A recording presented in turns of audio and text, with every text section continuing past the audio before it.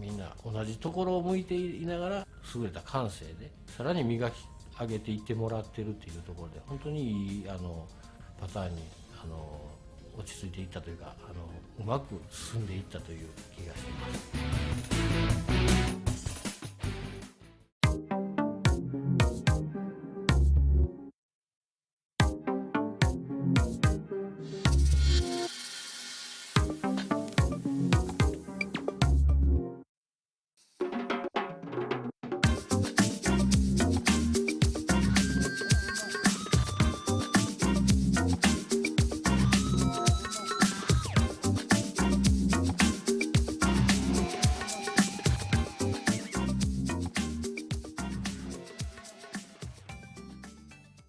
It's a simple thing, really, to compare Other M to an incomplete puzzle. And that's not just because vital pieces are missing from it, but because the puzzle wasn't made to fit anyway. There are aspects that go beyond the simple continuity gaps, such as the confused transition between Other M and Fusion, or the befuddled dynamics behind the mental psychosis of Samus Aran. Harder to discern are some more complex structures dealing with character implication and resume. Developmental aspects which should have a major impact on the storyline but are strangely vacant. Now, instead of establishing Samus according to the dynamics of her history, Other M depicts her as a rather shallow and weak character instead. Now, this came about partially as the result of trying to enclose a more realistic person into the role of a surreal superheroine, but also because director Yoshio Sakamoto could not marry himself to the elements necessary to good storytelling. No, he had something more important in mind, adding his own social commentary into the mix of things. And all in all, the story structure of Other M is compromised by political tones and a short list of characters who are missing some fundamental aspects given their history. So what do St. George, Super Mario, and Shrek the Ogre all have in common? More or less, they're all heroes who conquer dragons in order to save their beloved princesses. Now, the princess and the dragon premise is very common in storytelling, its thematic elements hailing back even as far as biblical times. Even the devil is often depicted as a great dragon, an enormous scaly fire-breathing lizard, the very essence of power and evil. But then arrives this knight in shining armor, come to vanquish said dragon utilizing a variety of weapons. Now, one should already see where this train of thought is leading. Indeed, the Space Knight Samus Aran. And the dragon in question was obviously Ridley. Or, look at it this way, Bowser is to Mario what Ridley is to Samus. Bowser captures the princess, so Mario has to go rescue her. Ridley captures a Metroid, so Samus has to go rescue it. So with Metroid you have an interesting variation on the premise, including the fact that Samus is a woman. Now what was important about Samus was that her sex did not define her. It was a matter of circumstance. Her role and her actions defined her. The identity of Samus Aran was that of a dragon slayer, a heroine, a savior of humanity. There was a lot of mystery surrounding Samus Aran, but much of that now comes into suspicion considering Other M begs a more realistic point of view about her in the universe that she lives in. I'm not a member of the Galactic Federation. I came here because I intercepted the distress calls. I'm a bounty hunter. But is she really a bounty hunter? It is one of the many questions that Sakamoto does not seem to have an answer to. Does the prospect of Samus being a mercenary degrade her motivations? That could very well be, but that's just speculation. The audience has no substantial answers, and they need them in order to understand Samus's character and her actions throughout Other M. For Sakamoto not to go into the characteristics of Samus's role is quite odd, considering he also made her an extrovert. She's referred to as a bounty hunter when, in all reality, she should be simply referred to as a vigilante, or a dark knight. Another oddity is that for all the down-to-earth character development that Other M was supposed to make its audience accept, the game was still very flippant in its world dynamics.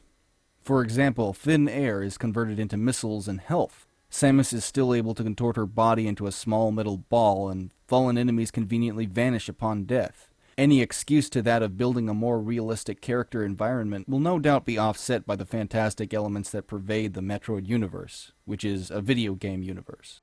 Sakamoto's addition of all these down-to-earth elements is a major part of why the storyline of Other M is very confused in its makeup. Not much of the fantasy that defined the earlier games makes sense in conjunction with that of whatever realism has been inserted. Just as a magician should never reveal his secrets because the show must go on, so too must the game go on without bringing its fantasy too close to earth for comfort. How subjective is the mindset that is willing to accept the premise of Other M and suspend disbelief about how the Metroid world works, but also accepts that the characters themselves are supposed to work separate from that suspension of disbelief? Suspension of disbelief is reliant on the element of mystery, the magic kind of glue that added to Samus's original character before Sakamoto decided to give her so much dirty laundry. Her character was not generic in that she was not a person defined by her personality, but by what she had accomplished. Her actions had defined her character. Now, Sakamoto's process of extroversion destroys Samus because he makes no working connection to Samus and her exploits. And one might even assume that would be impossible, considering Samus is a titan of a heroine in retrospect.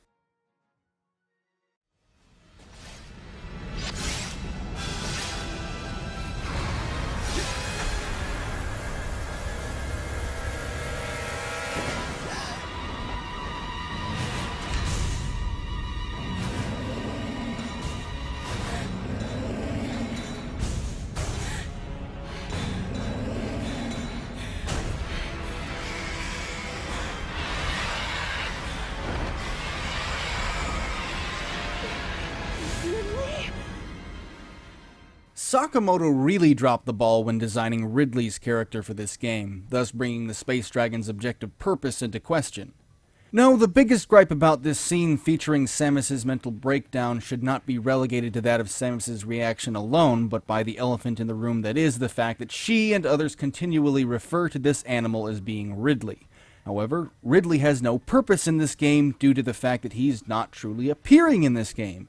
Indeed, the resident dragon slayer seems to be missing her real dragon throughout her adventure. The creature Samus encounters in Other M is a clone of the original Monument of Terror, which represented so much more. Any rivalry between that clone and Samus is far removed, as the clone functions as just another beast that Samus must conquer amidst a horde. The clone is given no personal gripe with Samus outside a game of hunter and prey, again just like the grand majority of creatures Samus fights on a regular basis. What is this clone's worth outside simply being bigger and stronger than most other monsters? None. The clone is not subject to the intelligence that marked the prominence of the vindictive, plotting powerhouse that was Ridley, a mastermind of evil from previous games. No, the clone brings nothing of worth to the plot whatsoever, even in relation to Samus's traumatic childhood experience, which is never resolved because the clone is killed off-screen outside Samus's influence. Ironic and perhaps even somewhat depressing is the fact that Adam Malkovich committed suicide because he admitted to Samus that fighting invincible Metroids would be a step down from fighting this clone. Again, Sakamoto does not seem to know what he's doing here. There is no clear-cut animosity between Samus and this clone, and even if there was, it would remain one of the many plot points resolved outside Samus's influence.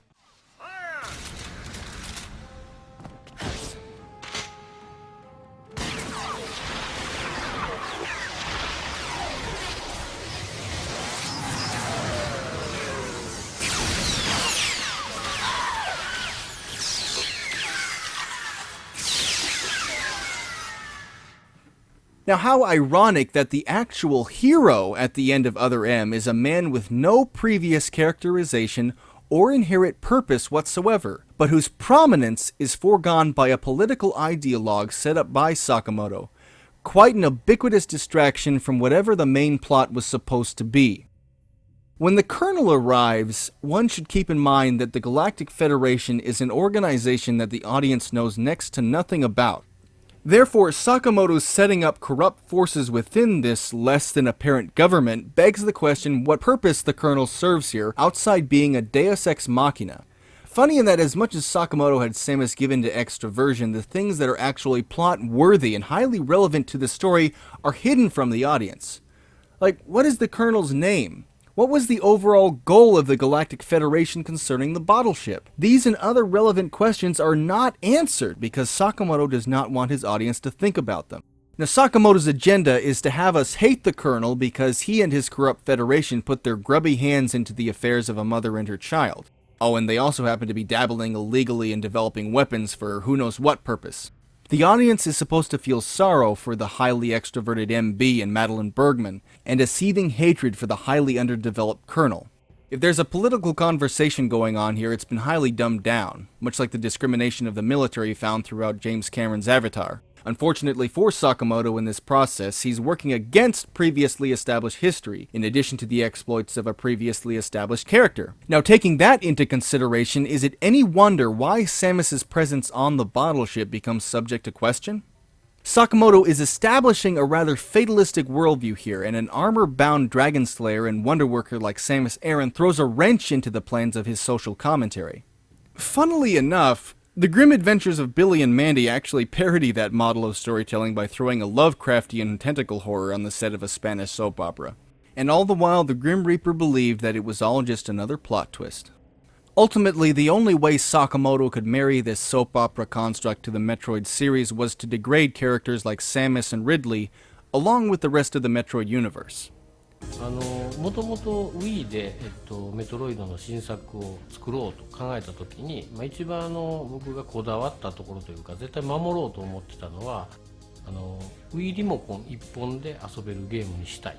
それは十字ボタンとあと2つのボタンですね。移動とあとショットとジャンプ。とにかくこれを守った上で、ゲームを構成しようと考えてましたので。その横持ちっていうものが必須だったんですね。So Sakamoto wanted to simplify the controller scheme for Other M in order to appeal to modern audiences. Another irony considering he couldn't simplify the character scheme in such a way that Samus's presence actually makes any sense. Contributing to the plot, giving characters the development they needed, and defining Samus as a hero should have implemented her actually saving people from an assassin, among other things. Instead, Samus appears quite useless as she simply talks about whatever happens around her, and then goes about running mindless errands for Adam. Samus's presence does nothing to stay the 7th Platoon from being assassinated by James, the deleter. So why did Sakamoto give the deleter prominence in the plot if he was just going to be done away with behind closed doors? Once again, outside the influence of the game's protagonist, also the one who gave him the title deleter in the first place. With the assassin present, there was a simple opportunity for Sakamoto to create a situation in which Samus performs a series of esteemed acts of heroism by outright saving Adam and his soldiers from certain death, which would have worked to put an ironic twist on Samus and Adam's history. In other words, the woman who forsook the Federation and Adam's mentorship would be the one who captured the man trying to kill the 7th Platoon from within their own ranks. You see, there you have a platform for Samus to admit to Adam why she left the military, little factoids that reveal themselves as the plot unfolds. Yet, whenever the opportunity calls for an act of heroism, that act is brought about by the hands of one who is not the player character, which insults the medium as a video game. As was mentioned before, Adam's suicide is a supreme act of stupidity, and his declaring Samus to be the hero that they need is pointless considering that the Ridley clone will be a rotting husk by the time Samus reaches him. Come to that particular point, even if Ridley had not died at the hands of the Metroid Queen, then he would have died with the inevitable ship destruction anyway. And if not that, then most certainly from a hail of ice blasts from the troopers the Colonel brought to the bottle ship.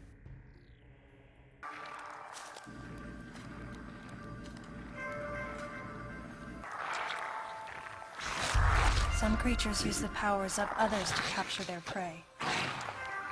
Watching this disgusting beast, I felt as though it was feeding off my power as well.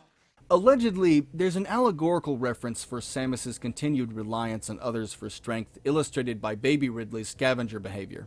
Now, whether or not intentional by Sakamoto, the irony is that Samus is actually a scavenger herself. She's tagging along with the 7th Platoon, picking up scraps, while Adam, Anthony, and the rest of the feds do all the real work. And if the perceived misogyny is real, then one might assume they're doing all the manly work while Samus is stuck cleaning up the kitchen. How can a video game's story be anything but bad if the main character does nothing relevant, makes no important accomplishments in the long run, and learns nothing after all is said and done? Instead, the game's end points to Sakamoto building a platform to criticize military or government organizations tongue-in-cheek. Mission completed. The planet Zephyr was annihilated, and all Metroids were exterminated. A simple report, almost dull even, but it felt momentous to me. Even the strongest characters have their weaknesses. Yet what is the difference between a strong character showing her weaknesses and a character simply coming across as weak? The difference between the two are in the details. Sakamoto neglects an extremely important piece of Samus's history that not only compromises her character, but if taken at face value, compromises her humanity. Again, more irony in that Sakamoto intended for Samus to discover her humanity. That aspect is the utter subjectivity of Samus's guilt. One should note that Samus's original mission was to capture a baby Metroid and bring it back to the Galactic Federation. The rescue of the baby Metroid was also a focal point around which Sakamoto wanted to build up Samus's humanity. Samus's guilt is seemingly tied to the loss of that baby Metroid, although even that tragic detail fails to cross the border of Sakamoto's lack of clarity, considering Samus hardly does enough dwelling about it to warrant its significance to the audience. Even so, wherefore is Samus's guilt for having played a major part in the destruction of an entire alien civilization? Indeed, Samus's original mission was not the destruction of Mother Brain, but to simply apprehend the baby Metroid. But in destroying Mother Brain, Samus was indirectly responsible for global genocide. If not for her, then planet Zebes would still be there. Yet the game spends no time in dwelling on the guilt that should be associated with that action, thus degrading the humanity of the protagonist to that of robotic, appropriately designed given the staleness of the voice actress who plays Samus. Samus has a traumatic experience when she faces Ridley, yet she doesn't even blink when facing off against Zebesian holograms, the people whose race she just lent a hand in annihilating. The Zebesian genocide is one particular ordeal that deserves so much more exposition than is given. It should have been the key to Samus's moral struggles throughout the game, and the chance at resurrecting the entire race as well as the Metroids through the battleship should have been Samus's shot at redemption. Samus's only point of introspection that actually considers the worth of the Zebesians is as follows. Behind closed doors, the Galactic Federation was trying to create a special forces unit composed of bioweapons. In order to make it happen, they were attempting to create an organization modeled after the space pirates, with the Zebesians at the center. But because of a certain presence, the life forms became ferocious. We were no longer able to control them. By a certain presence, she must have meant Ridley. So you sent out the distress signal, even though it endangered your life? I had to. I felt there was a real danger here, that if left as is, the Zebesians would continue to evolve and resurrect as real space pirates. If that danger was real, then the risk of withholding information to protect herself was too great, clearly. And yet, wasn't she the one who set the facility's system to self-destruct? In silence, I praised her courage and sense of responsibility. At the same time, her argument had some holes. Say that the Zebesians, under Ridley's influence, became super aggressive. Would that really lead to the resurrection of the space pirates? Without a malicious force to lead them down that path, wouldn't they continue to merely follow their instincts, ultimately becoming no more than a swarm of feral creatures? Now, given MB was actually posing as Madeline Bergman at the time of this conversation, much of what she says falls under suspicion. However, what was true is that a presence had awoken within the Zebesian clones, although this presence was actually MB. It wasn't Ridley. This brings us to the problem with victimization, the object around which Sakamoto wanted his audience to attend to in order to bring his social commentary to a point. Once our MB was in a human form, she excelled. As an interface between us and them, her skills with personal interaction humanized her to a great extent. If my theory is correct, this is going to be a groundbreaking multi-system for artificial intelligence. Her confidence was unwavering, and her ability to learn was greater than we'd expected. But then she developed emotions, then a nascent sense of herself. She began asserting her own thoughts, and her opinions began to contradict ours. It's quite typical for artificial intelligence to evolve as a result of self-analysis. However, there's no precedent for an AI like MB developing emotions. It's possible that her interactions with the Metroids brought it about, but we don't know for sure. The newly hatched infant took to her like his mother. And perhaps at that moment, MB began to develop a soul.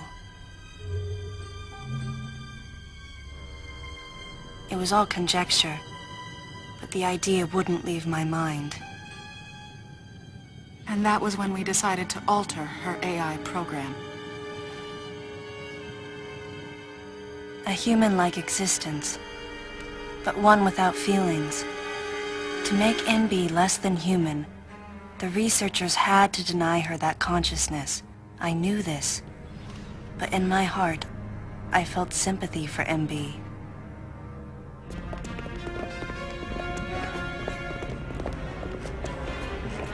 On the day we were going to alter MB's program,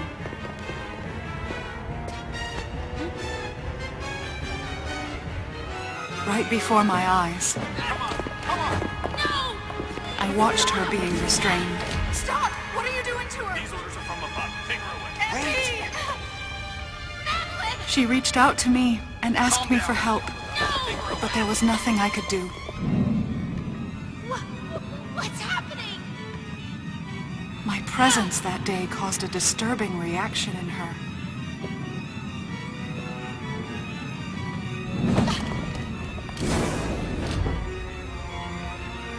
She was fixated on me. Madeline had taken to calling MB Melissa. She took the initials MB and told the AI they stood for Melissa Bergman. It looks great on you. MB liked that name. It made it sound like Madeline was calling her her daughter. Now, clearly Sakamoto was not a master at subtlety when conveying his message here, to the extent that one can very easily forget the context under which this all occurs. Understandably, the audience might have gotten the wrong idea if MB had been modeled after the original mother brain, but her soft, female human exterior is just another subtle reminder to the audience that they're supposed to buy into her victim status and hate everyone and everything that ever wanted to do her harm. Anyway, if Sakamoto had written Samus with a guilty conscience, that would have given rise to an appropriate response to MB in order to prevent the destruction of an entire nation and or a Skynet-type uprising. MB!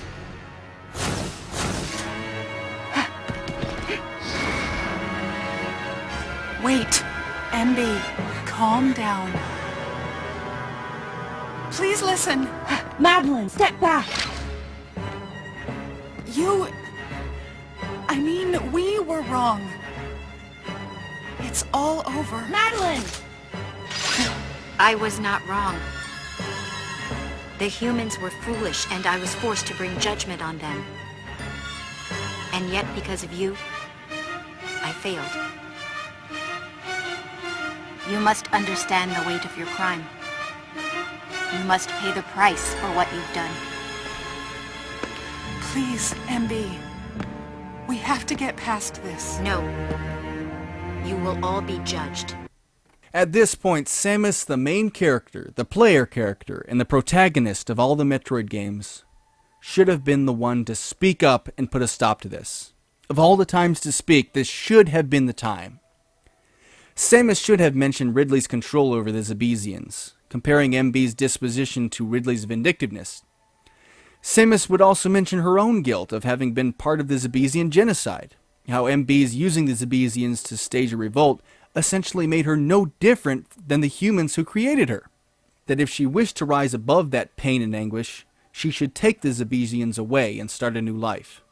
There are all kinds of ways that Samus could have been written in which she'd come out of the adventure as being a heroine who had saved the day, and as a poetic note to Metroid Fusion, the Galactic Federation would no doubt be sore at her for her actions.